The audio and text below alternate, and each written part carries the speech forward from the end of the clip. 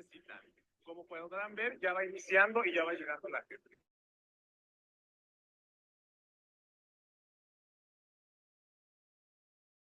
Entrarle a cuestiones técnicas o hablar de dinero, ¿no? Entonces, bajar los conceptos técnicos al entendimiento de cualquier persona resulta muy difícil para la hacienda pública, ¿no? Como el sector donde estoy, pero es muy importante, ¿no? O sea, involucrar a las personas a hablar de impuestos, a hablar de qué estoy pagando, qué me están cobrando, cómo me impacta en mi ingreso, en mi salario diario, ¿no? Entonces, y eso, así como lo comentaba Daniela, pues tiene que ver también con la información, en que cómo nos presentan la información, si hay información desagregada de datos, de género, de edad y de cómo impacta los tipos de contribuciones que tenemos como personas, ¿no? Ya sea en el sector formal o incluso aquellas personas que están en el sector informal que también pagan impuestos indirectos que solamente son al consumo, ¿no? Entonces, esa parte creo que es muy importante, el entrarnos a hablar de estos temas de dinero para poder participar e identificar qué nos está afectando de manera diferenciada. Gracias, Miroslava. ¿Alguna otra? Bueno, si no, creo que también hay un tema importante justo, es como, por ejemplo, en estos procesos participativos o en el desarrollo de los presupuestos, hay derechos y hay trabajos y hay grupos de población que no necesariamente han sido debidamente reconocidos y atendidos, y que pues eso ha generado también un rezago y violaciones a derechos. Entonces, uno de ellos, muy importante, es el trabajo de cuidados. Y si te parece bien, Noelia, me gustaría preguntarte por qué es fundamental reconocer el trabajo de cuidados como un pilar de la economía y cómo puede esto transformar las políticas económicas y sociales.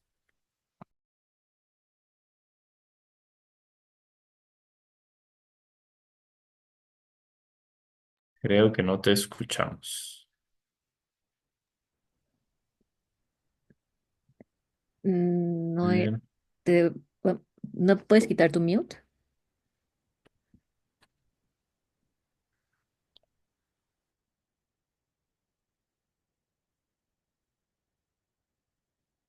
parece que no.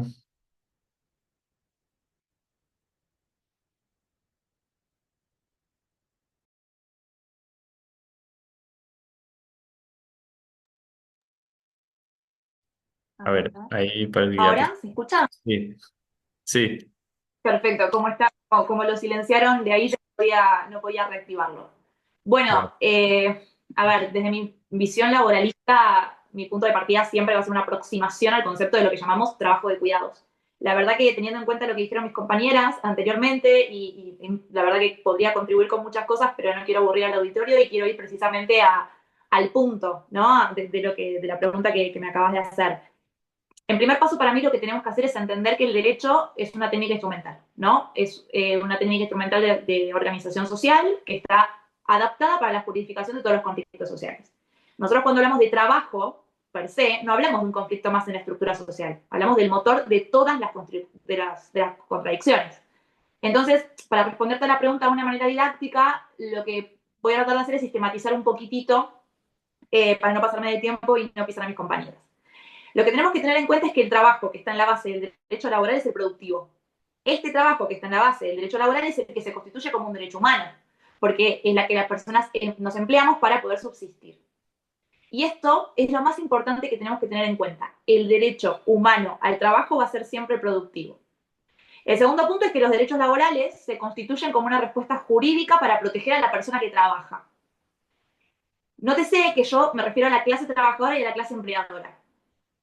Y van a ver ustedes que es importante el uso performático que vamos a hacer de las palabras, porque en síntesis el derecho laboral se va a erigir como una disciplina tutelar, ocupándose del empleo productivo y excluyendo a todo tipo de trabajo que no lo sea. Hablaban las compañeras que precedieron en la palabra de presupuestos, de desagregación de datos, de desafíos, de información. Lo cierto es que nosotros todo esto lo tenemos que hacer con la lectura consciente.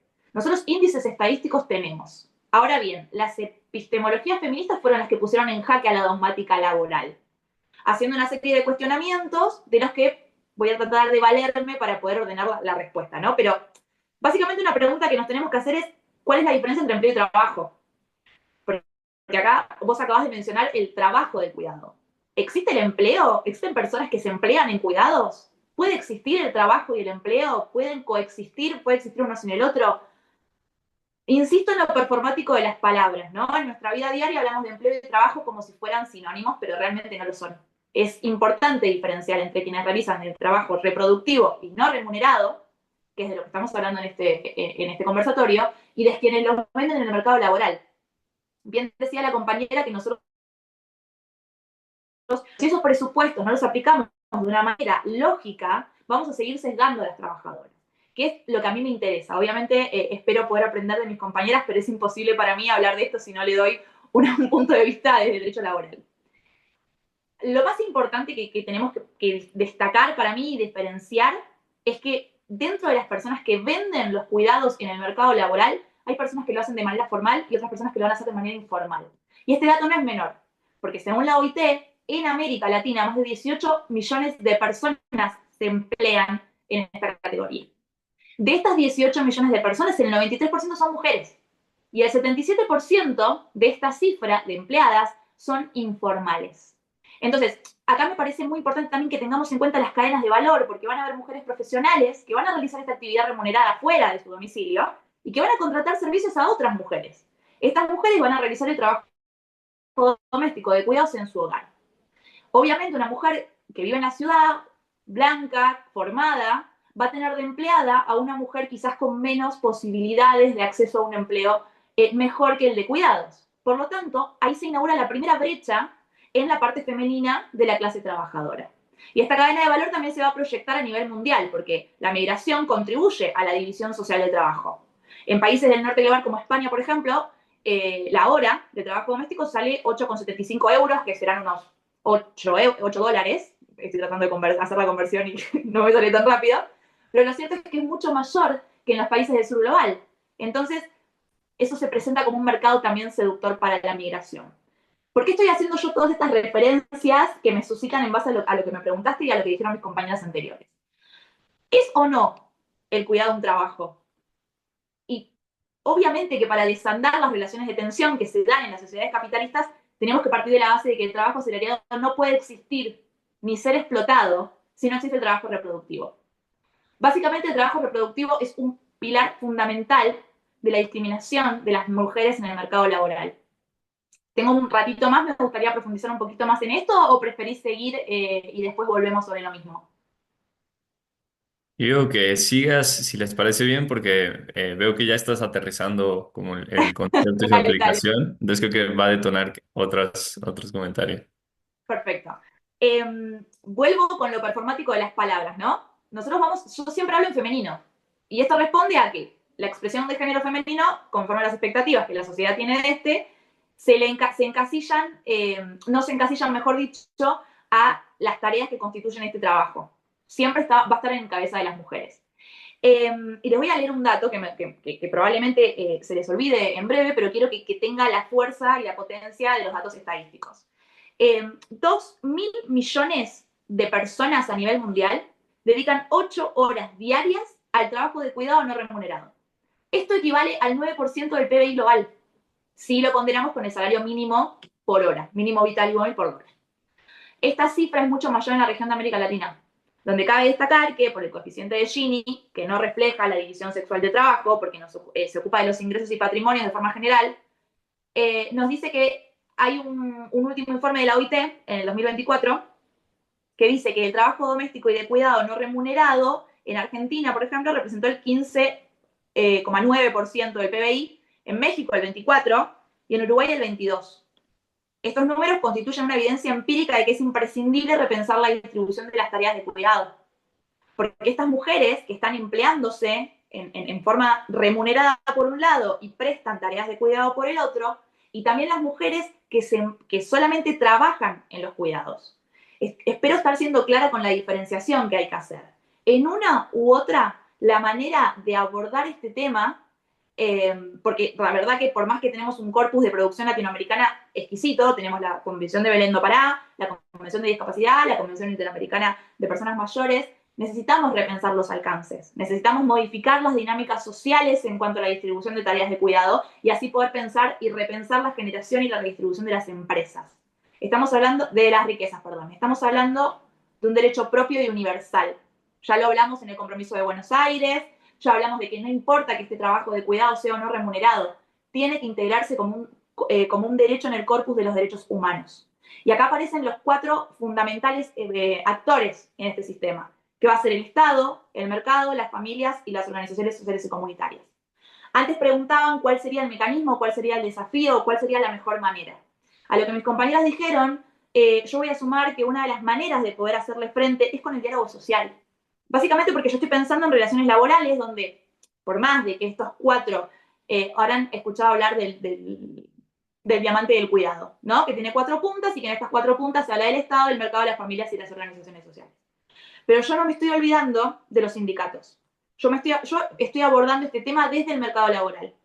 Insisto con esto, sin importar que sea remunerado o que sea no remunerado. El trabajo de cuidados tiene que sí o sí integrarse al sistema y tomarlo como tal. Tomarlo como un trabajo y como un empleo. Entonces, si lo vamos a estimar como un empleo, necesitamos incluirlo en el diálogo social, donde el Estado, a través de las políticas, pueda generar un diálogo productivo con las empresas y con los sindicatos. Ese diálogo social es la única manera de que a nosotros nos acerque, a nosotros y a nosotras, nos acerque a alguna manera de encauzar normativamente al derecho a trabajar y al derecho al cuidado y que la solución final sea establecerlo como un derecho humano. Gracias, Noelia. Y ahí quizás también podríamos conectarlo, regresando un poco contigo, Daniela, y prometo, Nicole, que en algunos momentos entraremos al tema ambiental, pero para conectarlo, quizás también preguntarte, Daniela, un poco. Considerando lo que nos comparte Noelia, también qué medidas podrían adoptarse también para evitar que ajustes fiscales, políticas de austeridad o incluso procesos de presupuestación que no son adecuados afecten desproporcionadamente a comunidades que no han podido participar o que tienen impactos diferenciados o que no han sido debidamente integradas en las regulaciones y en las políticas.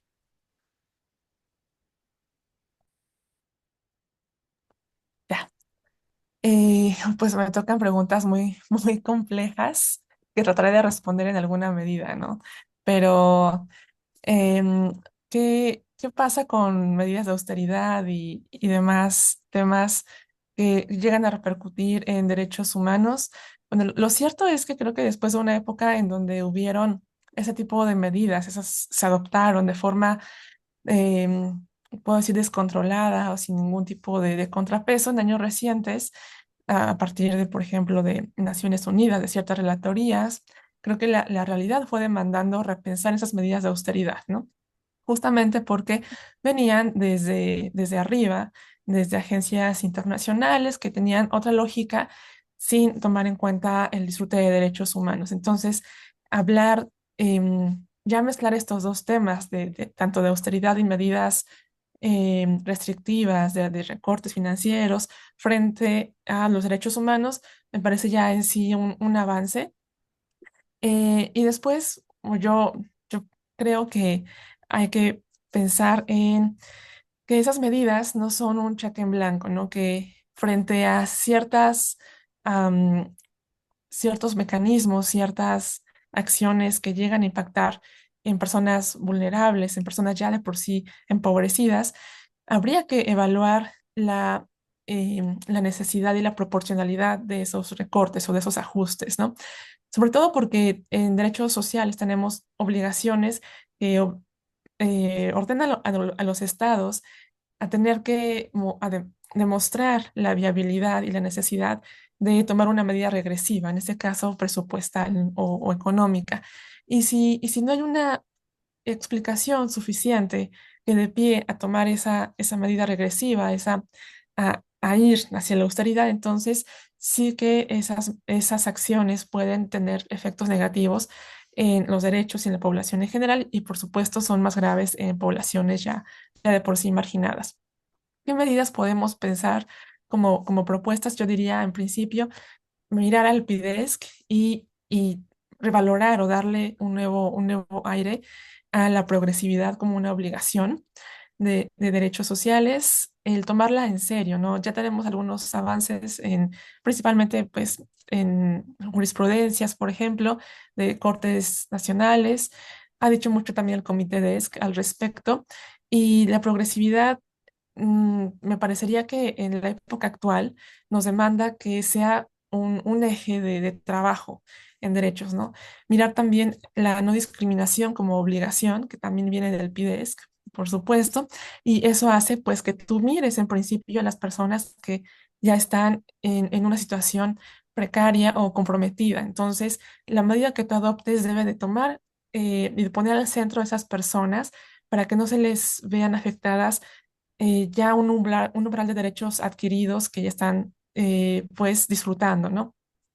Y en contraparte, pues por supuesto, valorar la no regresividad, ¿no? La prohibición de dar pasos atrás, que también eso es una obligación, pero como lo decía, políticamente pasa de largo, no tenemos conciencia desde los gobiernos, desde tomadores de decisiones, la importancia de no recortar, no perjudicar más de por sí en sectores que ya están sufriendo, ¿no? Distintas embestidas presupuestales y económicas. Em, y bueno, además de mirar a la progresividad y a la no discriminación, pues también pondría en el centro al uso de recursos, el uso máximo de recursos disponibles como un eje de acción transversal, ¿no? Hacerlo más con el presupuesto que se tenga. Y bueno, también me parecería importante tener algunas partidas presupuestales que no tengan que ser afectadas justamente en esa tónica, ¿no? De a lo mejor partidas presupuestales de apoyos a madres solteras, a trabajadoras, apoyos que de ninguna forma podrían ser vulnerados, ¿no? En época de austeridad pensar en los apoyos sociales destinados, por ejemplo, a comunidades empobrecidas. Por supuesto que eso no debería de ser recortado, no tendría que ser el primer monto a tocar, ¿no? Tendríamos que generar una esfera de protección presupuestal en salud, por ejemplo, en agua, en educación, y en eso mirar en particular, pues, a comunidades que ya están siendo les está costando llegar a ese avance de derechos, ¿no? Entonces, me parecería que retomar una combinación de elementos sería un primer paso, ¿no? Muy incluso pues efectivo para que las comunidades y grupos vulnerables que ya históricamente han sido desfavorecidos, pues no sigan siendo agraviados por temas económicos y de los cuales muchas veces sí hay una opción B, ¿no? Sí hay formas en las que em, se puede recuperar un estado financieramente, pero pues es muy sencillo y justamente creo que son ámbitos en los que es muy fácil tomar ajustes presupuestales y pues bueno, un poco sería una primera intervención de mi parte en este sentido. Gracias, Daniela. Y ahora que hablabas de pues la priorización en la asignación de recursos, ¿no? Aunque sea progresiva, pero que sí se demuestre que se están asignando recursos y que se va avanzando. Un derecho en el que no se ha hecho necesariamente es el del medio ambiente sano, lo cual ha tenido muchos impactos para muchos grupos. Entonces ahí, Nicole, preguntarte un poco cuáles son esos, algunos de los principales desafíos para hacer cumplir el derecho al medio ambiente sano dentro de los marcos económicos actuales, ¿no? Sí, claro. Bueno, es una pregunta bastante compleja porque existen un sinfín de desafíos a cumplir. Sin embargo, voy a decir los principales que yo considero que son más importantes. En un primer aspecto, considero que hay un gran conflicto entre la protección ambiental y el desarrollo económico a corto plazo. ¿Esto por qué? Porque las inversiones verdes normalmente requieren de una gran cantidad de erogación de dinero, lo que obviamente genera resistencia a las partes involucradas, ¿no? Además que a menudo las políticas públicas priorizan el crecimiento económico sobre la protección ambiental, lo que conlleva como resultado una explotación excesiva de los recursos naturales, ¿no? Un tema que es muy transversal y que podemos ver en muchas materias, como la que nos ocupa, es también el tema de la corrupción y de la impunidad, ¿no? Se puede ver a lo largo de mi trayectoria profesional, he visto que hay mucha manipulación de permisos ambientales, en donde las personas tratan de falsificar este tipo de permisos o tratan de cumplirlos, pero no en toda su totalidad como la legislación marca, ¿no? Entonces, si bien las legislaciones deben de estipular los requisitos que necesitan cumplir los particulares que quieran provocar algún impacto ambiental, es necesario que se implementen sanciones y que estas sanciones sean también cumplidas, porque en todo caso serían meras cartas aspiracionales, no una carta Santa Claus en donde en nada sirve que esté muy bonita redactada si no se cumple, ¿no? También considero que un punto importante es la homogeneidad de las legislaciones. Por ejemplo, en nuestro país tenemos la LEGEPA, la Ley General en Materia Ambiental, que es la ley marco, a través del cual se fijan los requisitos principales sobre el cumplimiento en materia ambiental. Sin embargo, hay muchas legislaciones locales que incluso son contradictorias con nuestras propias leyes marcos, ¿no? Entonces, es necesario que haya una homogeneidad entre la legislación local y la legislación federal para que nosotros los particulares podamos saber cómo cumplir la legislación, dónde cumplirla, cuándo cumplirla, ¿no? Es necesario también, como ya lo comentaban, que las políticas económicas estén respaldadas en la evidencia científica necesaria para poder adecuarnos a qué estamos viviendo hoy en día y qué es lo que necesitamos realmente, ¿no? Este, un ejemplo de esto, y creo que la mayoría de nosotros, me incluyo, hemos caído en esta modalidad del fast fashion, de la moda rápida, en donde si bien es una modalidad que ayuda al Producto Interno Bruto, que coincido que es un mecanismo para medir la riqueza de un país, pero que es muy cuadrado porque no mide aspectos sociales, aspectos económicos, entre otros. Pues bien, ayuda a la fluctuación de dinero por esta constante compra, consumismo, ¿no? Entonces, a veces nosotros mismos no somos conscientes de al implementar o contribuir con este tipo de modelos, realmente provocamos también un daño ambiental, ¿no? Hay estadísticas que mencionan que la producción de ciertos productos, como por ejemplo unos jeans, unos pantalones de mezclilla que todos nosotros usamos, para su utilización se genera la producción de 8.000 litros de agua. Es lo que más o menos una persona promedio consume en 7 años, ¿no? Además que esta modalidad de fast fashion, pues justo lo que provoca es poder usar la ropa y luego desecharla, ¿no? Estos desechos normalmente van a vertederos clandestinos que no cumplen con la normatividad ambiental, ¿no? También considero que es necesario hacer concientización. Por ejemplo, creo que la mayoría de nosotros tenemos tarjetas de crédito, tarjetas de débito, convenios con bancos, y muchas veces analizamos todas las tasas y los porcentajes que nos ofrecen estos bancos para saber cuál va a ser el de nuestro interés, ¿no? Pero también muy pocas veces analizamos si realmente este dinero, el dinero que van a manejar el banco, va a utilizarse para proyectos sustentables, ¿no? Entonces es necesario que creemos esa concientización y que primero veamos dentro de nuestro checklist para elegir cuál banco va a ser de nuestro interés, tengamos este punto en particular sobre, a ver, qué va a hacer el banco, cómo va a utilizar mi dinero y si realmente apoya una estrategia sustentable, ¿no?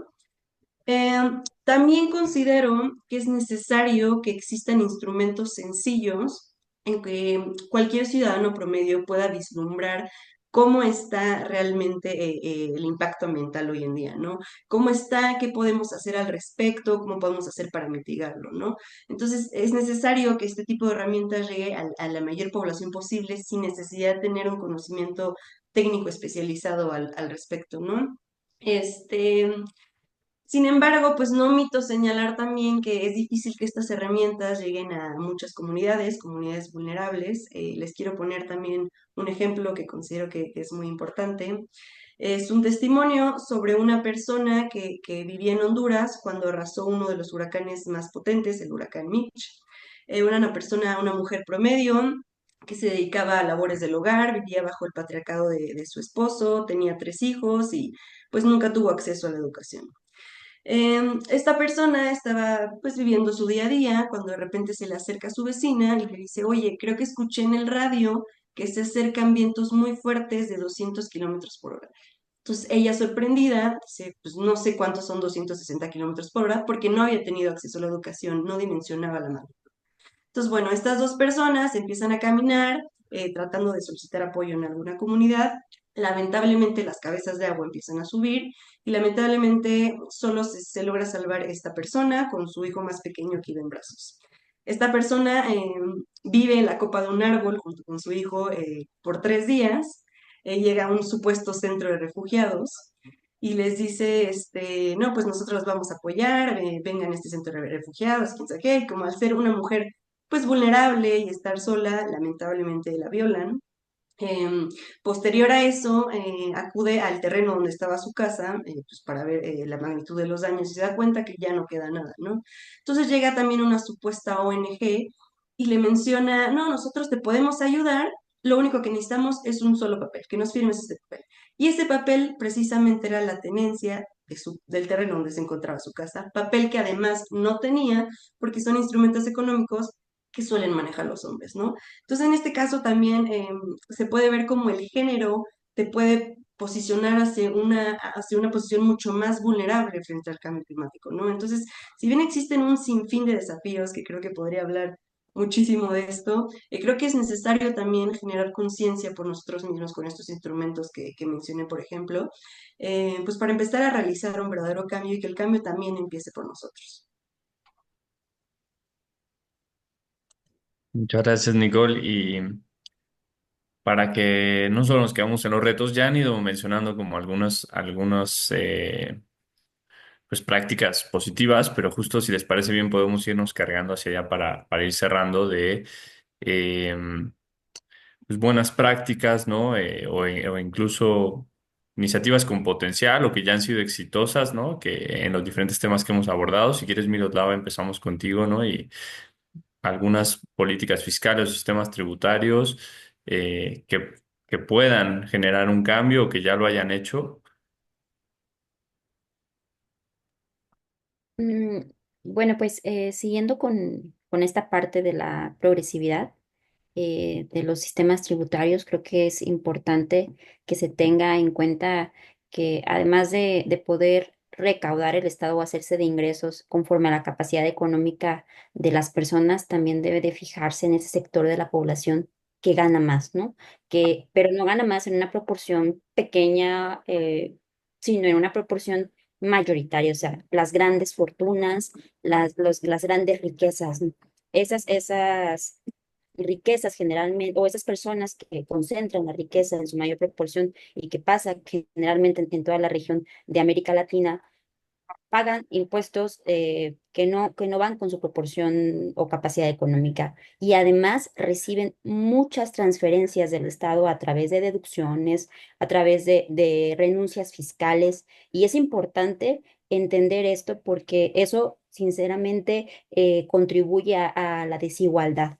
O sea, contribuye de manera directa a las brechas entre los más ricos y las personas que tienen menos ingresos. Entonces, en México y en general creo que en toda la región hay resistencias políticas a este tipo de reformas fiscales y también hay resistencia u oposición de parte de estos grupos o sectores que tienen más ingresos, pero además de eso, todos estamos conscientes, también es importante que se empiecen a diseñar desde otros espacios e impulsar este tipo de reformas fiscales que puedan contribuir a disminuir estas brechas y también a la desigualdad y al acceso a través de estos financiamientos a nuevos derechos, ¿no? Bueno, o a los derechos en general, ¿no?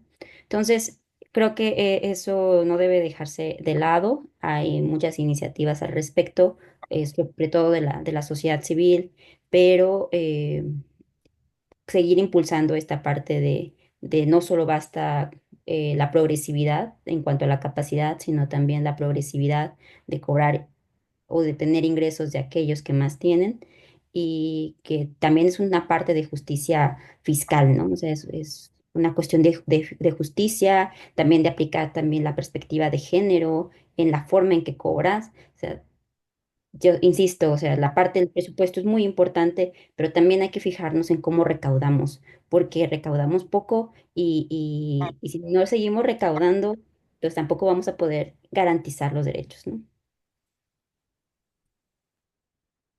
De acuerdo, muchas gracias, Miroslava. ¿Alguna de ustedes quiere compartir alguna otra política o propuesta que pueda ser beneficiosa y transformadora o que incluso ya haya sido exitosa? Yo, bueno, en mi caso, también trabajo con pueblos indígenas y un tema es justamente el ejercicio presupuestal por parte de comunidades. En casos, por ejemplo, en Michoacán, ha sido un gran logro que ellos puedan aterrizar, puedan jalar desde las arcas federales recursos destinados para un ejercicio local y que ellos en autonomía puedan decidir a qué se va a destinar el presupuesto en el año fiscal. Por ejemplo, han tenido bastantes problemas, no ha sido un recorrido fácil, pero es uno de los grandes logros, ¿no? El que comunidades a las que se les pensaba como desde el paternalismo, desde el indigenismo, como incapaces de ejercer, incapaces de asignar, de manejar de forma eficiente recursos, bueno, ahora lo están haciendo y a nivel local en terreno tampoco ha sido fácil, ¿no? Porque implica capacitación, implica también una transferencia de recursos que les lleva a una cierta profesionalización o invertir pues mucho más en la forma en la que tienen que pensarse como comunidad y también a perfeccionar y a entender el derecho, entender muchas dinámicas que les habían sido ajenas, pero creo que han tenido resultados positivos, ¿no? Ese ejercicio de presupuesto directo.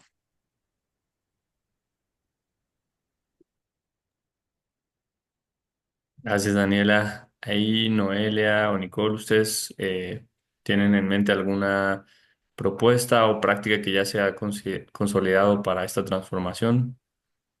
Pienso en lo importante de este tipo de conversatorios y los perfiles diferentes, ¿no? Que eligieron para que estemos en esta mesa, básicamente porque no paro de aprender de mis compañeras de panel. Algo muy interesante que nombraron fue la justicia y la recaudación. La compañera Nicole habló sobre el fast fashion y eso para el sur global siempre termina siendo una complicación. En grandes términos, estamos hablando de cadenas de valor de empresas que están en el norte global y que se aprovechan de las condiciones que podemos tener de empleabilidad en el sur global. ¿Y por qué me agarro de esto? Básicamente porque la mano de obra textil siempre son mujeres. Ahora bien, lo que dijo la compañera previamente es que todos pagamos impuestos, más allá de la condición en la que estemos, seamos trabajadoras en el mercado laboral propiamente dicha, o si estamos trabajando de manera informal, prestando tareas de cuidado, etc. Lo que quiero decir con esto es que cuando la compañera introduce el término de fast fashion y estamos hablando de una justicia en los términos presupuestarios, tenemos que empezar a leer elite, visibilizar, creo que es un buen término, visibilizar que el 90%, el 70%, no, ahora no recuerdo bien si es el 95%, pero, o el 98% de las mujeres que se emplean en la industria textil son mujeres, son trabajadoras, ¿sí? Y también, si lo ponemos en el manto de los derechos humanos, el 75% del algodón que tenemos cada uno de nosotros y nosotras ahora en la ropa que tenemos puesta está levantado con mano de obra infantil. A ver, lo que quiero decir con esto es, nosotros podemos proyectar presupuestos, podemos pensar un montón de políticas, pero tenemos que tener cierto aterrizaje en lo que está pasando. Un ejemplo que voy a poner de éxito eh, sudamericano es la política del Sistema Nacional Integrado de Cuidados, de Uruguay. No puedo hablar de Argentina porque tuvimos un intento, pero perdió estado parlamentario y claramente el gobierno que tenemos ahora y el signo político que lleva adelante no es de menor atención este tipo de temas, ¿no? En Uruguay, yo les mencioné previamente el impacto que tendría en el PBI y la cantidad de porcentaje que aumentaría en caso de que esto sea pago. Lo interesante de por qué pongo las comillas es que si bien se implementaron el servicio de cuidado infantil y atención de personas mayores y apoyo a los cuidadores y cuidadoras, la idea era que generar un mayor empleo, ¿no? Y permitir que más mujeres ingresen al mercado laboral. Al día de hoy, conocemos que por limitaciones financieras y presupuestarias el sistema no alcanzó los objetivos deseados. En los 4 años, esto es del 2015, esta política es del 2015, y al día de hoy, 10 años no alcanzó uno solo de los objetivos que se había puesto. Y esto es porque no tienen dinero, hay muchísima demanda, la oferta es muy poca, hay un sistema en el cual quien requiera el cuidado va a hacerse una entrevista y al día de hoy sabemos que están entrevistando a gente que se anotó en el 2022. Eso por un lado, como para mencionar algo de Sudamérica. Después podemos mencionar a Canadá como un caso de Norteamérica, ¿no? Es el Plan Nacional de Cuidados Infantiles.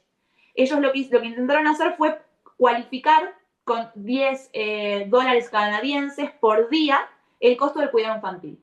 Y la idea era integrar a más mujeres al mercado laboral y generar más empleo y demás. En este caso yo lo que observo es que hay un nexo continuo y perpetuo de cuidado infantil y empleabilidad de las mujeres. Para lograr un mercado laboral equitativo, el cuidado infantil o de personas mayores o de personas con alguna discapacidad tiene que existir también cuando se trate de trabajadores hombres. Tenemos que indagar también qué empleos son los que se promueven. ¿Qué quiero reflejar con esto que estoy diciendo? Independientemente de que tengamos más presupuestos, si no hacemos una lectura transversal, siempre los presupuestos van a caerse. Podemos tener un montón de legislaciones, en el caso de Uruguay, pero vemos que por culpa de la falta de inteligencia en la aplicación de los presupuestos o de la provisión de financiación, etcétera, quedan en letra muerta. Hay un montón de estrategias que podemos pensar conjuntamente. Como repetí anteriormente, para mí, si no existe el diálogo social, desde el punto de vista que lo veo yo, lógicamente no lo comparto con mis compañeras porque yo estoy pensando en el mercado laboral y ellas están pensando desde otras perspectivas, me parece que si no tenemos una visión integral, no solamente con perspectiva de género, sino una visión integral de los derechos humanos, es imposible que podamos avanzar como región. Solamente eso. Gracias, Noelia. Y para esta visión integral, pues efectivamente también el medio ambiente sano, pues es un elemento fundamental en la triple crisis planetaria que enfrentamos y que cruza fuertemente al ambiente.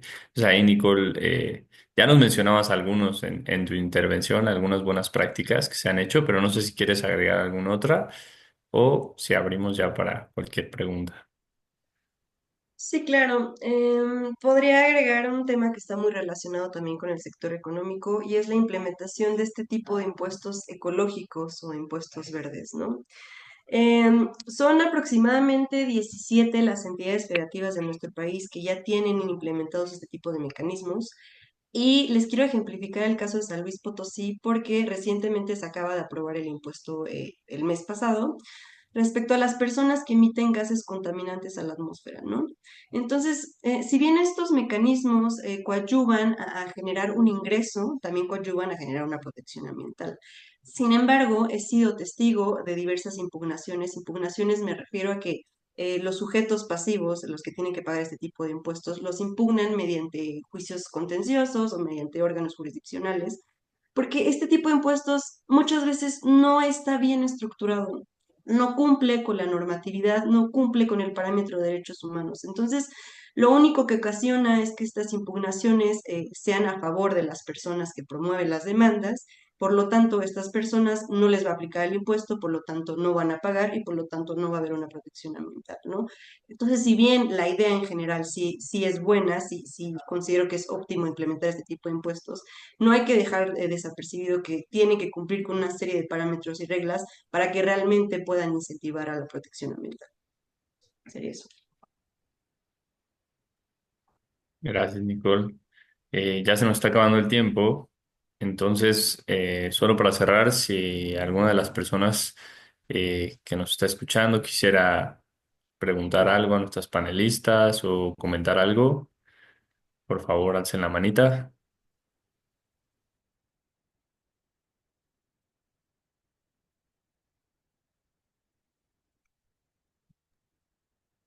Ok, de la sala de conferencias veo una manita, pero Sí, muchas gracias, Bernardo. Yo tengo una pregunta. Si bien creo que todas las panelistas la podrían contestar, pero está más enfocada con el aspecto ambiental. Recientemente, a inicios de febrero, Transparencia Internacional sacó publicó el informe anual de percepción de niveles de corrupción que se genera a partir de la evaluación de 180 países. Y en una parte del informe hace mucha mención y mucho énfasis en cómo la corrupción tiene implicaciones muy negativas eh, en el aspecto de cambio climático. Entonces yo quería preguntarles, bueno, Nicole, ¿qué consideras tú, qué tipo de medidas a nivel mundial que fueran unificadas para que al menos poniendo como ejemplo estos 180 países, pudiera tenerse un acuerdo común para que la, la corrupción o disminuir los niveles de corrupción pudieran tener un impacto positivo también en la reducción de este problema de cambio climático? Sí, claro. Pues bueno, como lo mencionaba, yo considero que la corrupción y la impunidad son un tema muy unidos, lo podemos decir como si fueran primos hermanos.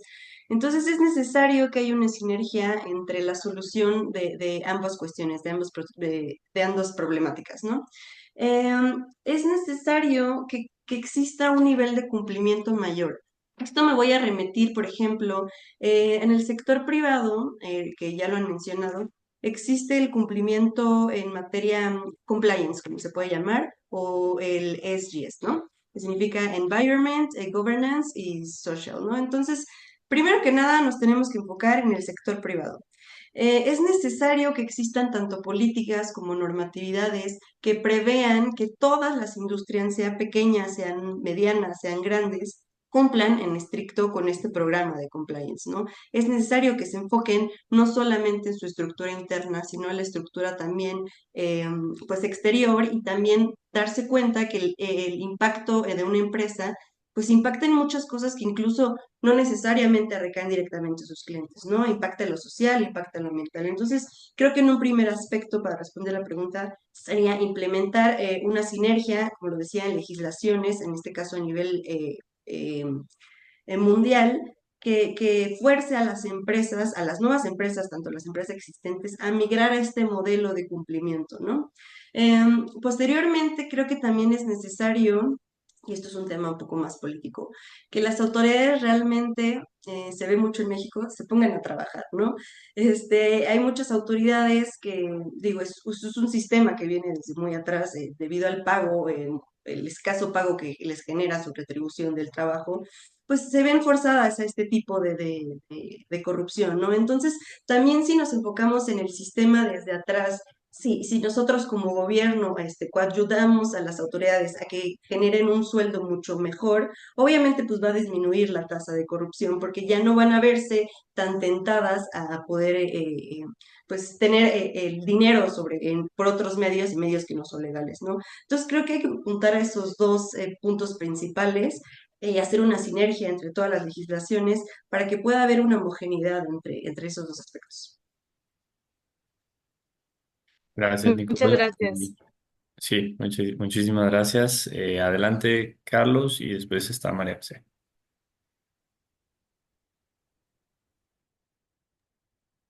Gracias y gracias a todas por sus intervenciones muy valiosas. Me gusta que cada una de ustedes tenga una perspectiva distinta y una perspectiva al final de cuentas única. A mí lo que me gustaría platicarles, digamos, preguntarles, perdón, en general a cualquiera que se sienta cómoda contestando la pregunta es cómo dentro de la práctica que ustedes tienen, del sector al cual atienden, y sobre todo de las poblaciones específicas con las que han venido trabajando con el paso del tiempo, ya sea sector privado o como tal sector social. Eh, ¿Cómo consideran que desarrollar un concepto de esta naturaleza, como es la economía de los derechos humanos, permite, al final de cuentas, progresividad en los temas específicos que considera la economía de los derechos humanos, ¿no? Son muchos temas los que están comprendidos desde esta perspectiva y desde esta figura novedosa, ciertamente. Eh, ¿Cuál es el beneficio que tiene para la región en particular de Latinoamérica y el Caribe desarrollar un concepto de esta naturaleza? ¿Cuál es la utilidad que ustedes verían, en el caso específico, de desarrollar en la región un concepto como el de economía de los derechos humanos?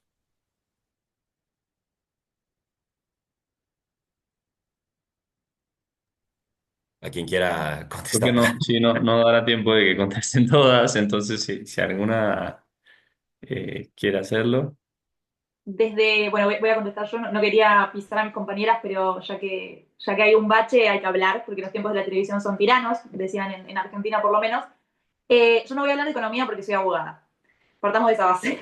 Hay cosas muy ajenas a mí y no me gusta meterme en lugares donde no puedo nadar tranquila, pero lo cierto es que para mejorar la economía en términos de mercado laboral, que es lo que yo atiendo, sabemos que la región de Latinoamérica y del Caribe es la más desigual del mundo y como dije anteriormente, se lee o se estima a través del coeficiente de Gini.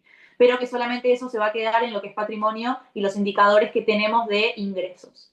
Si nosotros tenemos en mira que la región, no les digo que sean igualitarias, porque en esta altura del partido y de mi edad, creo que ni siquiera ni yo, ni mis hijos, ni mis nietos lo van a ver, pero lo cierto es que si nosotros aspiramos a cierta igualdad, que no solamente sea jurídica y como dije antes, que no solamente quede en la letra del papel, vamos a tener que empezar a crear estrategias o sinergias que tengan realidad, que aterricen.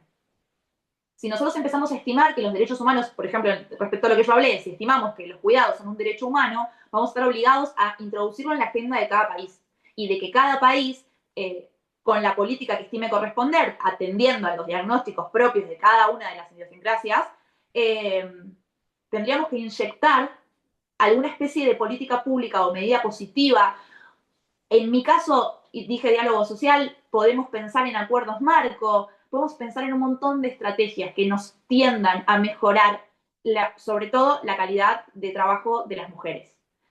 Dentro de mi pensamiento, si nosotros mejoramos la calidad de trabajo de las mujeres, vamos a contribuir directamente a los ingresos de cada país. Y si nosotros mejoramos los ingresos de cada país, claramente vamos a mejorar no solo el mercado laboral, sino que vamos a mejorar las sociedades. Aprovecho este espacio para decir que en Argentina estamos sufriendo mucho los recortes también. Los cuidados no son estimados, los derechos humanos parece ser que son solamente una letra muerta y negamos el cambio climático. Todas las políticas que se están tendiendo, ni hablemos de una política, de una economía de derechos humanos. Se están boicoteando y se están apuntando directamente contra los derechos fundamentales de las personas y contra los derechos humanos de las mujeres, de trabajadores y trabajadoras y del cuidado también. Entonces, cuando a mí me hablan de una economía, insisto con esto de que yo no soy de economía, entonces tengo una visión muy sesgada a partir de mi formación, yo lo que quiero es que mejore la calidad de las trabajadoras. Eso es para mí lo que representa que todas, por lo menos quienes estamos hablando acá, apuntemos a una economía de derechos humanos. Espero haberte respondido a la pregunta. Gracias, Noelia. Y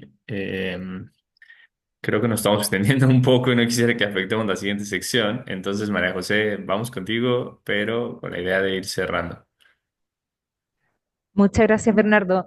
Y muchas gracias a las panelistas. Creo que excelente los puntos de entrada de cada una, ¿no? Yo, muy breve, y tengo una pregunta, a ver si todas quizás quieren contribuir. Me pregunto yo, desde su perspectiva, desde su experiencia, desde su esquina de trabajo, ¿cuál dirían ustedes que es una o dos piedras de tope fundamentales para poder avanzar por ejemplo, en materia tributaria, en la progresividad de los sistemas, en temas de trabajo, en reconocer, hacer reales, hacer vigentes desde la normativa a lo práctico, todas las de economía desde el cuidado o los sistemas de cuidado de apoyo, desde una perspectiva medioambiental?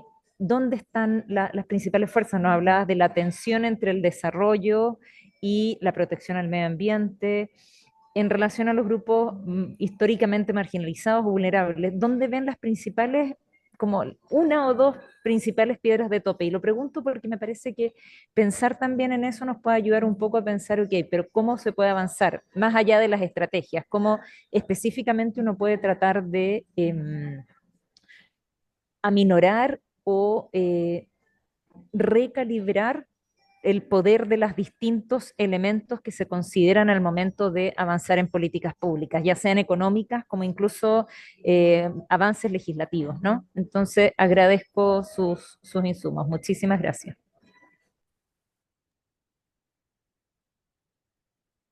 Bueno, si quieren empiezo yo monopolizando. Después no quiero que a los argentinos nos hagan fama de que hablamos mucho, pero bueno. Para ser rápido y intentando no caer en reduccionismos, yo creo que una primera respuesta es que nosotros lo que necesitamos es el reconocimiento del cuidado como un trabajo. Pero al mismo tiempo, suponer que para que las mujeres tenemos la capacidad de biológica de engendrar, parir y amamantar, y eso se asume que somos idóneas siempre para el cuidado y por eso nos asignan la provisión de este tipo de tareas, es un problema. Entonces, lo que vamos a necesitar, aparte del reconocimiento del cuidado, es también un cambio lento, progresivo, hacia un cambio cultural que nos indique que el cuidado de la persona que se beneficia del cuidado no necesita que lo haga una mujer. Me parece que eso son una respuesta rápida, sin, entrar sin querer ser reduccionista, pero sin profundizar para darle pie a mis compañeras. Gracias, Noelia, por ir tan al grano y de manera tan acertada. ¿Alguna más? Yo también quisiera contribuir rápidamente con un apunte y me parece fundamental pensar el presupuesto o simplemente el ejercicio de derechos de forma amplia desde miradas locales que han sido de pronto homogeneizadas, desde escritorios que diseñan partidas, que diseñan políticas públicas, pero que no aterrizan y no saben cómo es la cotidianidad de las calles, ¿no? Tan solamente en una ciudad o en un pueblo. Entonces creo que partir, por ejemplo, con mirar, o sea, con que los funcionarios, la gente que está encargada de toma de decisiones, reciba otra capacitación, que tengan conciencia de que a lo mejor, o sea, que el proceso es de abajo hacia arriba, ¿no? De, de mirar de la necesidad local para que entonces mi presupuesto tenga realmente un regreso efectivo y dejar de lado tanta centralidad en la toma de decisiones que miran a un territorio de forma igual, sin tomar en cuenta diferencias culturales, desigualdades, en fin, un poco creo que parte de la reflexión que deberíamos de tomar, ¿no? Mirar o ejercer y diseñar el presupuesto y pensar los derechos de abajo hacia arriba. Gracias, Daniela. Miroslava, veo que abriste el micrófono. Sí, también en el mismo sentido de Daniela, yo desde donde estoy, que es el sector público hacendario, reconozco que quienes toman decisiones en realidad se cierran a aspectos técnicos, ¿no? He estado en discusiones fundamentales, por ejemplo, para disminuir a tasa cero el tema de los productos de gestión menstrual o el sistema de cuidados, cómo se van a financiar. Es un sistema de cuidados, si va a ser tripartita, gobierno, patrón o trabajador, o cómo se va a financiar. Entonces, hay tecnicismos que no se pueden romper, ¿no? Y que no, las personas que están en posiciones titulares, que generalmente en su mayoría son hombres, no permiten un diálogo distinto o una manera de pensar distinta, sobre todo en aspectos tributarios, ¿no? O sea, los impuestos son algo que casi no se toca, o sea, o se toca en lo mínimo y aunque hay personas que estamos dialogando aquí, podemos impulsar algo por allá, en realidad es un sistema muy cerrado, muy técnico, y si no se rompe ese esquema o si no se capacita, no hay interés desde los puestos de toma de decisión más importantes, no va a haber un cambio. Quisiera contribuir nada más con un par de ideas rapidísimas. Em, Considero también que es esencial que haya una transparencia en el presupuesto, es decir, que nosotros los ciudadanos sepamos para qué se va a utilizar nuestro dinero y que obviamente ese porcentaje que esté establecido se utilice para eso, ¿no? Es necesario obviamente que exista un gran porcentaje que financie proyectos sostenibles, que realmente se ejercite así. Y creo que es necesario apostar a enverdecer el financiamiento y pues financiar lo verde, ¿no? Entonces, creo que serían mis contribuciones. Gracias, Nicole, y a todas las panelistas, en verdad, muchísimas gracias. Con esto ya cerramos para regresarte la palabra, Teresa. Disculpen que nos extendimos un poquito. No, no pasa nada. Muchas gracias a todas. La verdad es que muy necesario. Estaba pensado este taller como para dividirnos en grupos, pero en vista que somos, la verdad, 20 participantes y que el objetivo de esto es conocernos entre todos, pues me gustaría que si todas pudiéramos prender nuestras cámaras para poder tener un diálogo. Sé que es viernes y de sé que es un taller y es como de terminé mi jornada de la semana, pero también es cierto que puede servirnos como un preámbulo para nuestro viernes social, ¿no? O sea, como empezar a conocernos, empezar a generar este tipo de alianzas que, por ejemplo, yo platicaba incluso con las ponentes o con las personas que integramos DLM y decíamos en un inicio que, o sea, teníamos en el radar el concepto de la economía de los derechos humanos, como que no es algo que se hable demasiado, que esté como tan presente, es como un concepto nuevo. Y a veces cuando enviábamos las invitaciones a las organizaciones de la sociedad civil, a gobierno y academia, era como, me interesa el tema, pero no quiero participar en el taller porque me da miedo, ¿no? Es un tema que a lo mejor no conozco, y me da como ansiedad trabajarlo, pero ahora que ya escuchamos a cada una de ustedes y en general a María José, que nos definió y nos habló un poco de este concepto, podríamos hablar como del antes y el después de este taller, ¿no? O sea, como que tenían, o sea, conocían este concepto, sabían que era la economía de los derechos humanos y ahora que ya vieron un panorama general muy pequeño y pudieron leer como los documentos que les compartimos, qué piensan, ¿no? Sobre el tema, qué oportunidades detectan, cómo podrían transversalizarlo en sus actividades diarias, ¿no? O sea, yo, por ejemplo, que me dedico a temas de corrupción. eh, a la gente le rompe la cabeza pensar, no, es que la corrupción tiene que ver con el tema de, pues, la corrupción viola derechos humanos, ¿no? O sea, tenemos todavía este concepto antiguo de que la corrupción solamente afecta al Estado. Pero si el Estado es la principal víctima de la corrupción, entonces imaginemos lo que pasa con las personas como de abajo, con los ciudadanos del pie. Entonces, sí quiero que nos conozcamos, quiero que sepamos en dónde, qué hacemos, en dónde estamos y no sé si podrían ayudarme como eh, a decirnos qué pensaron de este taller, conocían el concepto de economía de los derechos humanos y si podrían transversalizarla en las actividades que hacen día a día.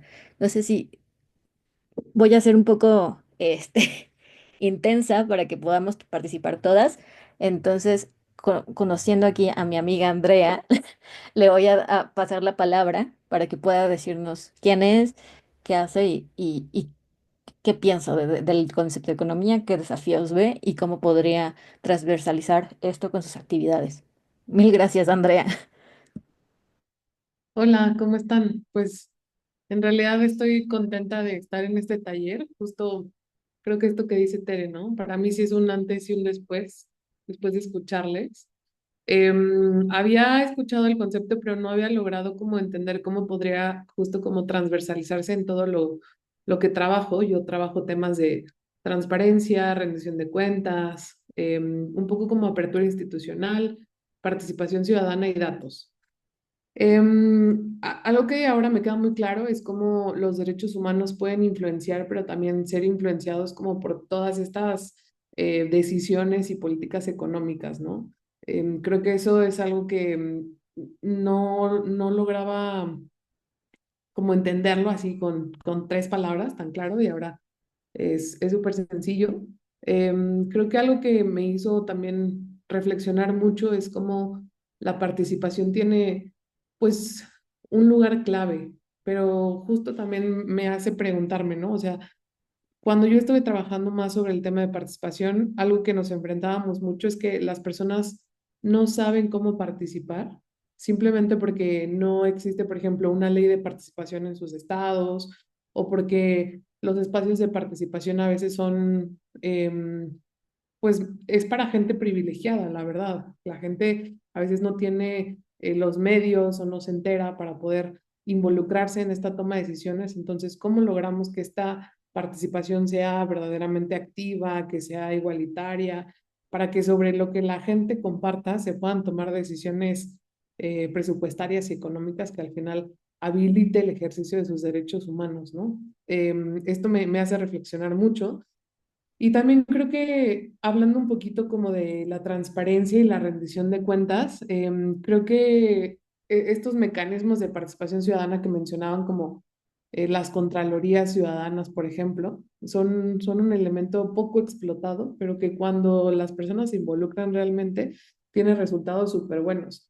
Entonces, ¿cómo desde nuestras trincheras fortalecemos estos espacios de participación para que beneficien no solo como el eje de transparencia y rendición de cuentas, sino que beneficie pues muchos otros ejes y que terminen beneficiando pues el ejercicio de nuestros derechos humanos? Entonces, eso, un poquito. Y justamente ese era nuestro propósito, ¿no? Como que vieran este panorama y que pensaran el cómo aplicarlo justamente en sus ámbitos de trabajo, como en tu caso la transparencia, ¿no? O sea, como que todo es transversal, todo se toca. Ahora me gustaría cederle la palabra a Montserrat Escobar. Muchas gracias. Hola, ¿qué tal? Pues gracias, pues un tema bastante interesante. Creo que también ahorita que mencionabas que, no sé si tú o la compañera anterior que trabaja en el tema de transparencia, rendición de cuentas o corrupción o anticorrupción, a veces creo que identificar este tipo de tareas o de luchas que hacemos en organizaciones como en la que yo estoy, donde también trabajamos este tema de anticorrupción, rendición de cuentas y transparencia. Creo que a veces no se logra entender en otras organizaciones cómo esto afecta a los derechos o pues el ejercicio de derechos humanos. Entonces, desde el área en la que yo estoy, creo que se puede transversalizar. Estoy en movilización de recursos y creo que se puede transversalizar perfectamente porque me acotó un poco al contexto actual sobre los financiamientos y como toda la situación que está precarizando también como el trabajo con las organizaciones y el trabajo mismo de las personas que operan dentro de las organizaciones. Creo que esta sensibilización con donantes y con la filantropía en general también creo que podría tener ahí una aplicación muy directa, y también con gobiernos respecto a las reformas fiscales que pudieran mejorar también como la forma en que se entiende pues esta sensibilización respecto a la recaudación de fondos, la procuración de fondos, la responsabilidad social. Entonces creo que tiene todo que ver, realmente me parece que es justo una perspectiva, ¿no? Que se puede transversalizar en todo el ejercicio del trabajo que se hace en el sector social o en donde nos encontramos. Entonces, pues les agradezco mucho, creo que no he encontrado la forma de explicar como esta preocupación que creo que yo y muchas otras personas más que nos dedicamos a esto tenemos respecto a cómo hacer incidencia para que la movilización de recursos tenga otro panorama en un futuro no muy lejano, porque creo que sin recursos de todo tipo es muy complicado garantizar como el acceso a derechos en general. Entonces creo que transversalizarlo y ponerle un nombre con esto de economía de los derechos humanos me hace mucho más sentido para llevarlo a otros espacios y pues defender lo que también corresponde a estas áreas. No, muchas gracias a ti. Justamente es el tema, hacerlo tangible para que se pueda hablar, ¿no? O sea, y ahora, Carlos, no sé si querías decir algo. Sí, muy brevemente, creo que me gusta mucho el taller, me gusta mucho lo que se ha presentado en el taller, porque creo que o sea, podríamos coincidir todos y todas que el tema de economía de los derechos humanos, no solamente en la transversalidad, sino en los temas específicos, eh, encuentran un punto de razón y un punto para seguir soportando este concepto. Eh,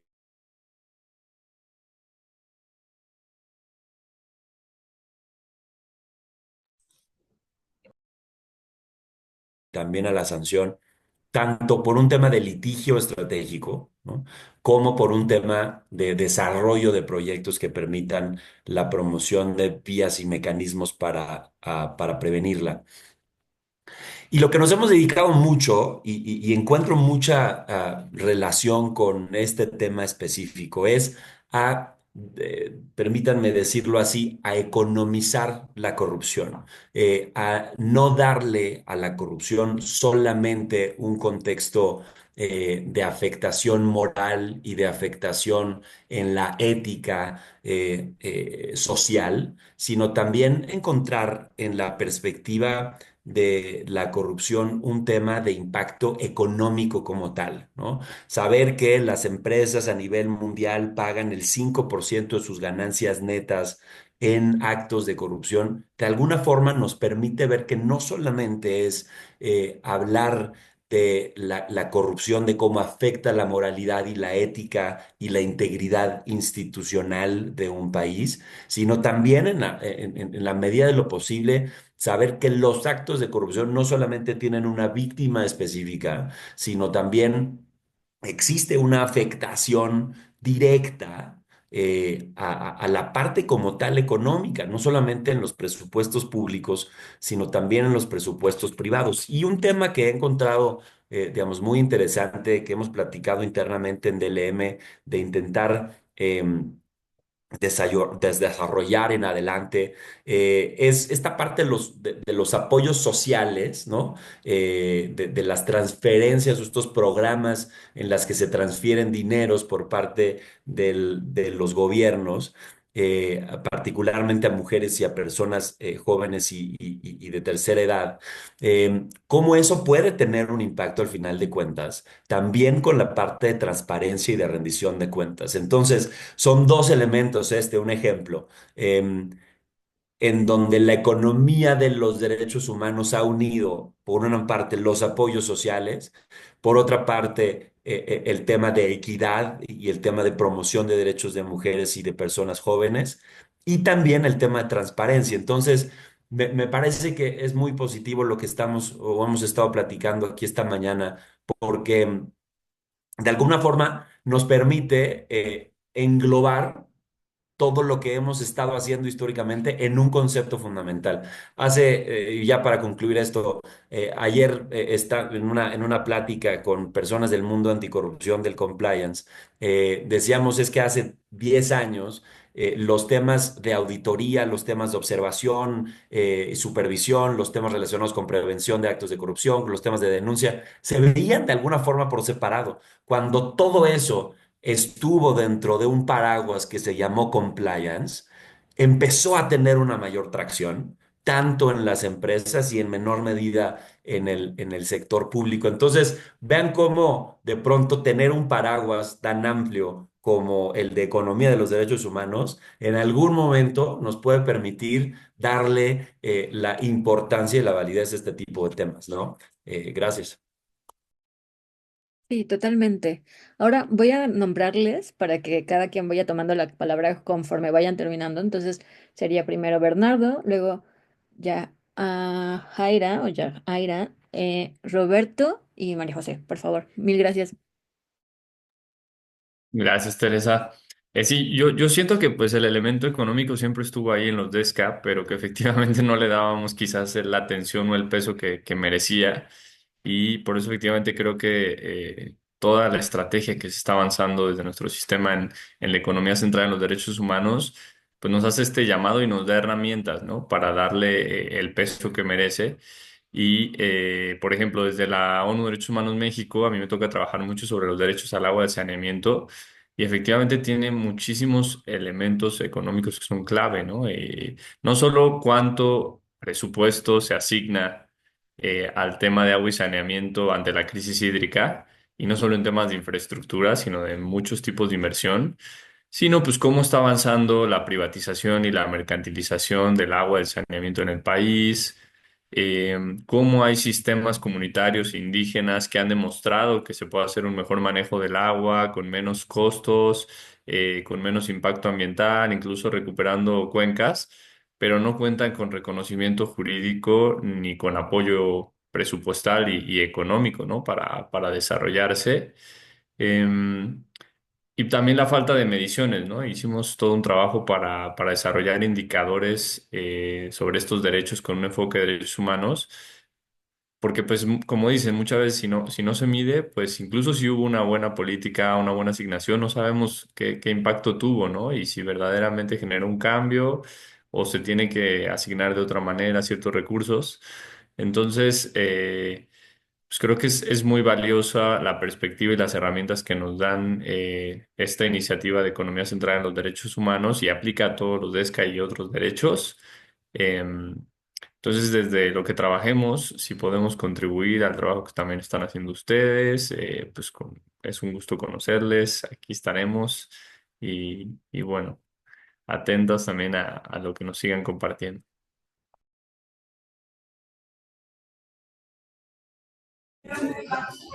Hola, soy Yajaira Ochoa. Agradecer. Sí, se te corta un Ok, poquito, pero te escuchamos. ok, perfecto. Bueno, solo agradecer, ¿no? La invitación. La verdad es que me parece un taller muy interesante y honestamente de manera inicial dudé un poco en venir justamente porque pensé que era, digamos, un concepto muy complejo para lo que hacíamos, ¿no? Lo que hacemos desde Salud Justa. Y revisando, ¿no? Digamos, poniendo atención a lo que mencionaban, desde Salud Justa somos una organización de la sociedad civil que hacemos incidencia para defender el derecho a la salud. Y entre otros temas, uno de ellos es la defensa, digamos, impulsamos el tema de impuestos saludables, ¿no? Este concepto, digamos, lo manejamos desde la perspectiva de salud específicamente. Estos impuestos saludables pueden ser, ¿no? Y en este caso en los que más, digamos, incidencia hemos hecho, impuestos al tabaco, impuestos a bebidas azucaradas, ¿no? Y esto es, digamos, dentro de este concepto de impuestos saludables que salvan vidas, creo que entra muy bien este concepto. Y preguntarles, ¿no? Me gustaría preguntarles dos cosas. Uno, si a las expertas, si tiene relación con el concepto de justicia fiscal, este tema de economía de los derechos humanos, de qué manera se otra pregunta, y en este caso propuesta también para quienes estamos acá, que entiendo que hay más organizaciones de la sociedad civil, me parece que este ejercicio es una forma de democratizar. Eh, y por desgracia, digamos, en nuestro país el tema de impuestos y el tema fiscal, pues lo ven de manera directa los tomadores de decisión. Ellos son los que toman las decisiones respecto a cómo se mueven los dineros, básicamente, de todo el país. Y desde esa perspectiva, ¿no? Y en ese sentido me gustaría preguntar de qué manera podríamos como organizaciones incidir para que estos tomadores de decisión conozcan el concepto, ¿no? Básicamente porque son ellos, me parece, quienes son los que toman la decisión, quienes tendrían que saber y conocer también este concepto, y por otra parte, cómo hacer para que ellos lo apliquen y lo consideren para tomar decisiones, ¿no? Porque me parece que, digo, desde nuestra parte, saberlo y conocerlo es muy importante, porque muchas veces da miedo meternos al tema fiscal, ¿no? Porque no es un tema sencillo y pensamos que son economistas y abogados. Sin embargo, pues la democratización de la información y de este tipo de conceptos contribuye también para que entre las organizaciones lo manejemos. Muchas gracias, Yajaira. No sé si podamos seguir con Roberto y María José. Y después Miros, aprovechando que todavía sigue aquí nuestra experta en temas hacendarios y fiscales, pueda ir pensando en una respuesta ante esta pregunta. Mil gracias, Miros, y seguimos contigo, Roberto. Gracias, buena tarde. Bueno, primero, muchas gracias por la invitación, por estos temas que la verdad es que conocía muy poco, pero me ha llamado mucho la atención. Yo soy Roberto Salinas, soy director del Centro de Investigación Morelos Rinde Cuentas, acá en la ciudad de Cuernavaca, Morelos. Nosotros tenemos ya prácticamente 9 años investigando el tema de la recaudación del impuesto predial aquí en la ciudad de Cuernavaca. Lo que hemos encontrado y hemos visto, a pesar de las resistencias que tuvimos en su momento con Cuauhtémoc Blanco, con el siguiente alcalde y el actual, que sí nos ha permitido abrir un poco más de información, es que pues hemos encontrado muchos temas ahí, incluso de corrupción, desigualdad, ¿no? De políticos o de gente con mucho dinero que no paga predial. Y lo que hemos tratado de hacer también es vincular cómo el impuesto predial podría ayudar a mejorar la ciudad, la seguridad, y que a pesar de que Cuernavaca es uno de los estados que más recauda predial, pues hay muchas injusticias y muchos temas ahí que posible corrupción, que lo que estamos haciendo también tratar es cómo llamamos la atención de otra forma para saber que lo que no se paga de estas personas que tienen mucho dinero y que no pagan, cómo afecta a otros sectores, a otras personas que se necesita tener una impresión por parte del municipio, ¿no? Entonces creo que esto nos está dando un poco más de luz y creo que lo podríamos también ir centrando a esta parte de derechos que se están afectando por no hacer una adecuada recaudación del impuesto o por favorecer a unos, ¿no? Tanto ese problema hemos visto como también en el tema del pago de los servicios de basura, ¿no? Pero bueno, esto nos está abriendo mucho el panorama y pues gracias por todo esto que nos está enseñando. Buen día. Gracias, Roberto. María José, sí. Sí, sigo. Muchas gracias, Tere, y colegas por las contribuciones. Yo quería nomás agregar un par de puntos a la discusión antes de pasarle también el micrófono a Miroslava, pero un punto que ya habían mencionado previamente o que ha salido como desde distintas perspectivas y Noelia también lo mencionaba. Primero quizás sería un poco una invitación a tratar de pensar en el concepto de economía de los derechos humanos, quizás no enfocándose solo en la primera palabra, en la palabra economía, y darle valor y darle potencialidad a todos los elementos del concepto, porque si bien efectivamente hay muchísimos aspectos técnicos en el mundo de la economía, creo que es importante no olvidar que la economía tiene un propósito, que es prestar un servicio a las personas, y son las personas las que determinan la economía también. Entonces creo que en ese sentido hay un valor intrínseco también en que desde el derecho, y por eso es que queremos tratar de avanzar la idea que los derechos humanos no solo sirven de guía para el contenido de las políticas, sino que también para el proceso de la generación de las políticas. Entonces, dar también el espacio a ver cómo desde las distintas perspectivas, desde las distintas experiencias y conocimientos se puede aportar a fortalecer el concepto, ¿no? Entonces también la parte legal es esencial.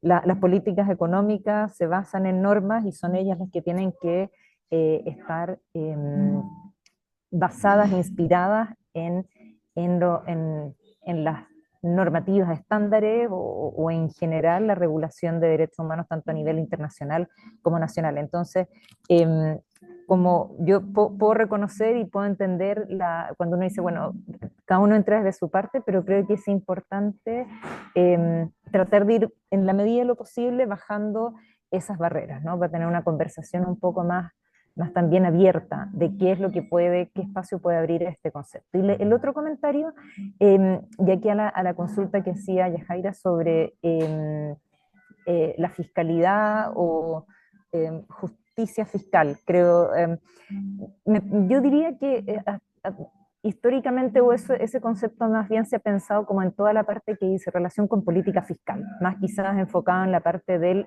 presupuesto como gasto y como ingreso. Y yo diría que el concepto que se busca avanzar desde el alto comisionado va un poco más allá de lo solo relativo a la política fiscal y dice relación también con políticas de comercio, políticas de inversión, todo lo que dice relación con políticas de relaciones laborales. Entonces es un poco mirar cómo la economía en términos más macro, todo lo relativo a la producción, todo lo relativo al acceso al consumo, las políticas de consumidor también, como cada uno de esos distintos momentos del proceso económico dicen o están guiados o están inspirados y se dirigen hacia el cumplimiento de los derechos económicos, derechos humanos en general y económicos, sociales y culturales más en particular. Esa sería mi aporte sobre ese comentario. Pero por supuesto, Miros, adelante también. Gracias. Ya, ¿puedo contestar o me espero a que termine Noelia? Dale, dale. Bueno, para empezar a contestar las preguntas que hicieron tanto Yajaira como Roberto, me gustó mucho la parte que señaló María José en el tema de que la justicia fiscal pues es transversal y atraviesa todo. Y a veces no vemos en la parte de los derechos humanos que atrás existe una política que a veces se impulsa desde el lado fiscal. Por ejemplo, en materia laboral es muy evidente que a veces por proteger ciertos derechos de los trabajadores o trabajadoras se necesita mover una tuerca del lado de los impuestos, de las contribuciones, de quién va a aportar ese granito de arena para que se cumpla ese derecho, en ejemplo, pues, sobre todo en temas laborales, ¿no? Visto eso, pues también creo que las preguntas que me hacen tienen que ver con mi área de experiencia. Siempre he estado en el área legislativa hacendaria y me toca ver eso. Y creo que un punto que hay que tomar en cuenta es que a veces hablamos lenguajes distintos. O sea, Yajaira me habla de impuestos saludables y impuestos saludables, pues a lo mejor en Hacienda es el IEPS, ¿no? Es el IEPS, que es el impuesto a producción y servicios, ¿no? Que a lo mejor tiene bueno, más bien el concepto del impuesto tiene como objetivo, pues no la contribución, sino disminuir ciertos factores de consumo que a lo mejor dañan a la salud. No lo vemos como tal, como un impuesto saludable. Entonces, hablamos lenguajes diferentes y eso ya desde inicio es una barrera que hay que superar, ¿no? Eh, y creo que en esta parte, tanto de este lado como en el aspecto de gobierno que maneja las iniciativas legislativas respecto al impuesto o los impuestos, las contribuciones, pues sí necesitamos una parte de capacitación, pero también creo que eso hay que entenderlo también desde el otro lado de la parte de la sociedad, de las sociedades que trabajan este tipo de iniciativas, que entender que pues, sí, lamentablemente hablamos lenguajes distintos y hay que apoyar o hay que superar esa barrera para poder impulsar lo que queremos. En cuanto al momento en qué momento podemos impulsar estas reformas o estas iniciativas, y tiene que ver también con la economía de los derechos humanos, es ser participativo en todo el proceso presupuestario. El proceso presupuestario no solamente va en la asignación, sino también en el momento en que hacemos estas políticas o hacemos estas iniciativas. Y si hablamos muy específicamente de un momento, es el cuando se prepara el paquete económico, ¿no? Que es por ahí de septiembre. Entonces, es un momento muy importante para incidir en este tipo de reformas, porque en la discusión hacendaria que existe en el Congreso con el Ejecutivo, se puede impulsar este tipo pues de iniciativas, otra vez vuelvo a decir la palabra, que pueden apoyar derechos humanos o que pueden ser vistas desde otra manera. Y lo digo muy concreto porque lo viví en el paquete económico de 2021, cuando esta Asociación de Menstruación Digna impulsó este impuesto cero a los productos de gestión menstrual en ese momento exacto del presupuesto, del ciclo presupuestario, ¿no? Que ya se había manejado desde antes, pero fue hasta ese momento en la discusión del Ejecutivo con el Congreso en que se impulsó y de repente llegó al Ejecutivo y entonces se apoyó una propuesta de este tipo. Entonces, es importante meternos al proceso, a cómo se diseñan. Esto no es solo un momento, empieza desde abril, vamos proyectando todas las reformas, llega septiembre, que es el momento cumbre en donde el Ejecutivo Federal presenta sus iniciativas al Congreso o a la Cámara de Diputados y se discute, ¿no? Pero es todo un proceso, todo un ciclo en el cual es importante que participemos y que rompamos esas barreras que a veces creemos que son muy técnicas, pero en realidad siempre las manejamos, o sea, a lo mejor le damos otro nombre como lo de impuestos saludables, pero en realidad estamos en constante familiaridad con estos tipos de cuestiones que son fiscales. Ahora, aparte de Roberto, de cómo hablar en el tema del predial, que el impuesto del predial es un impuesto progresivo. Eso es muy importante, es uno de los impuestos que se deben impulsar más porque graban el patrimonio que tiene una persona. Sí hay que darle un enfoque, a veces la barrera está en que las personas que tienen más recursos pues no quieren pagar y creo que pues es natural que no queramos pagar de repente por lo que tenemos, ¿no? Pero el enfoque que se debe de dar es, considero yo, lo que se está dejando de recaudar que puede destinarse a estos servicios públicos que podemos tener a nivel local y también tener datos de cómo esta renuncia recaudatoria, dejar de cobrar este predial, a quiénes está beneficiando. Y entonces ahí también entra la comunicación. Bueno, a lo mejor beneficia al 2% de la sociedad, bueno, de la población de Cuernavaca, me dices, eh, que son específicamente estas personas. Y pues sí tiene que ver con comunicación también, para poder evidenciar a quienes estamos beneficiando con ese tipo de renuncias, que no es a la mayoría de la población, que no es a quien tiene un ingreso promedio, sino a quienes tienen más, ¿no? Entonces, es entrarle por ahí, por el tema de cómo estamos dejando de recaudar, cómo está afectando la aplicación en servicios públicos, en garantía de derechos, y entender que este es un impuesto muy importante, muy progresivo, es un impuesto progresivo que lamentablemente cobramos muy poquito por este impuesto, lo recaudan los sistemas locales, pero no hay mucha eficiencia en su cobro. Entonces, sí hay que meternos a ese impuesto progresivo que te da muy pendiente, pero y manejarlo tal vez de esa manera es una recomendación. Y la otra recomendación es estar pendiente en todo el ciclo presupuestario. Es importante que participemos, que nos metamos a la información que hay, porque Hacienda sí publica muchas estadísticas, mucha información, y pues a veces la información es ilegible, tengo que reconocerlo, pero tratar de ver que a lo mejor hablamos el mismo lenguaje, pero de diferentes maneras, ¿no? O hablamos de lo mismo, pero en diferente lenguaje. Una disculpa. Muchas gracias. Muchas gracias.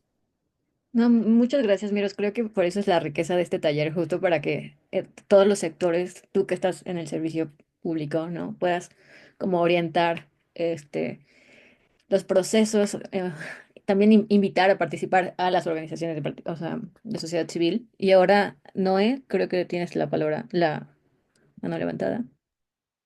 No, no sé si María José también la había levantado antes o...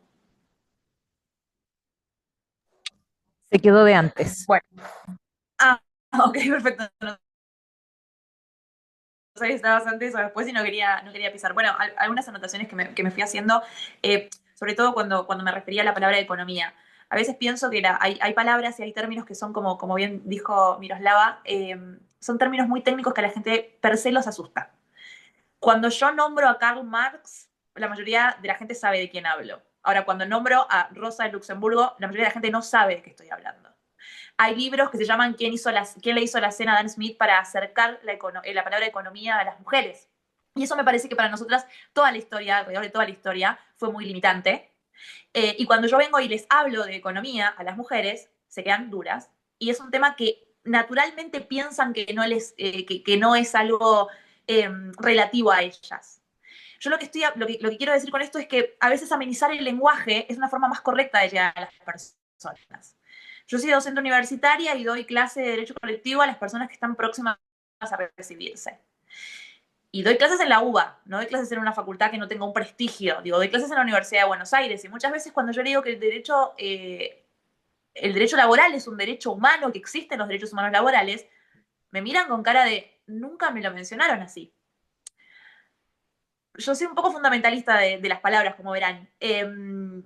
Y lo que pienso es que a veces hay ciertos nombres y conceptos que hay que acercarlos a la gente para que la gente los pueda integrar. Una cosa es una charla que podemos tener ahora, la mayoría de nosotros, académicas, que pueden tener un cierto bagaje. Otra cosa es cuando hay que aterrizarlas a tierra. Y yo te lo estoy hablando desde mi experiencia. No lo estoy hablando desde mi formación académica, lo estoy hablando de mi experiencia. Hay muchas palabras que son reticentes, que las personas se asustan. Cuando uno dice la palabra impuesto, las personas se asustan. Ahora bien, otra cosa que me surgió y que aprovecho que tomé la palabra, a veces la política fiscal es mucho más hábil que la política laboral, por ejemplo.